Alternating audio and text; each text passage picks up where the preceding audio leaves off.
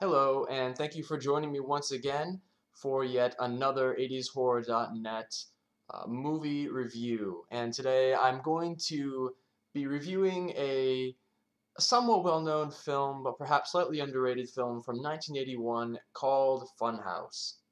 Now, Funhouse was directed by veteran horror director Tobe Hooper, who's known for things like the Texas Chainsaw Massacre and Poltergeist. Now, Funhouse may not be his most well-known film, but at the same time, it may be, in my view, one of his most underrated films.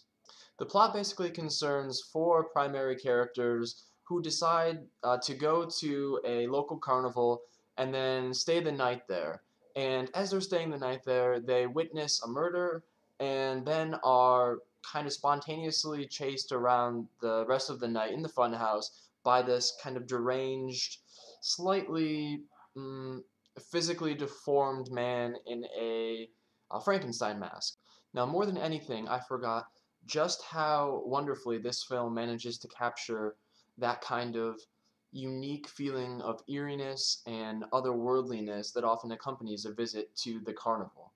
So I'm just going to quickly go over a few of the things that I really enjoyed about the film, things that I would consider the best features of the film, and then shortly after that, I'm just going to basically summarize a few of the things that I didn't like so much.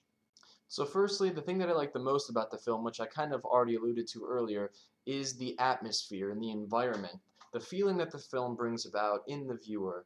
The beginning of the film, basically you have these characters kind of walking around the around the carnival, and then they're kind of exposed to all of these different things, games, freak shows. They're walking through these kind of different areas of the carnival, and there's this perfect build up. Again, as I mentioned before, you get that creepy feeling that's manifested, and then once they actually enter the fun house, you're kind of already involved with the characters because you feel like you're there with them, and again, it does a really fantastic job of kind of building up to the suspenseful moment when they actually realize that they're really in danger. Next, I really thought that the cinematography was really good in this film, and that's of course all inclusive of the lighting and some of the shots and things like that.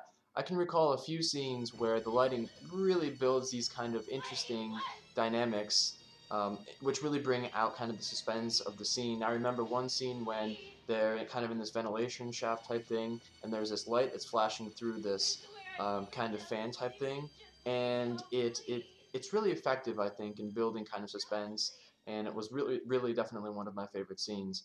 There was also another scene that's kind of a really long tracking shot. I think that they must have been using a crane of some kind, but it basically takes you all the way across, almost a good deal of the carnival itself, and you're following this kid who's walking around the carnival. And again, it really is effective in bringing out the kind of atmosphere that the carnival invokes.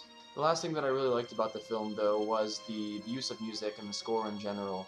It was primarily orchestral in nature, but it was really well done, and I thought also aided in the kind of suspenseful aspects of the film.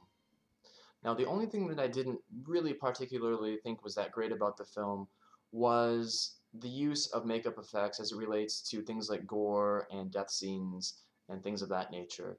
Uh, there weren't really that many death scenes to begin with because there were very few characters, really.